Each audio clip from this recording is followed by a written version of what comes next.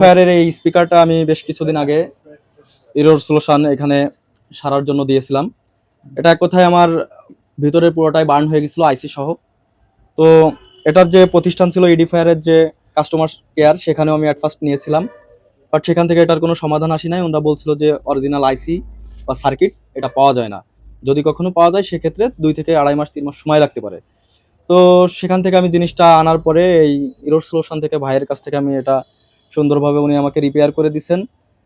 Even আগের যে সাউন্ডটা ছিল সেটা থেকে এখনকার সাউন্ড ব্যাকআপটাও অনেকটা ভালো হয়েছে, স্টাবলিশড হয়েছে। ইভেন সিস্টেমগুলো দেখা যাচ্ছে আগে যে সিস্টেমগুলো ছিল সেই সিস্টেমগুলো নাই, বাট এখন ব্লুটুথ ওভারঅল সবকিছুই ব্লুটুথ সিস্টেম করে দিচ্ছেন।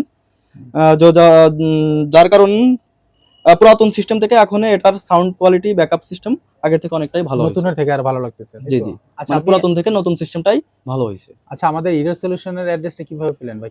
এটা এক কথায় আমি আমাদের এক পরিচিত কলিগের মাধ্যমে পেয়েছিলাম।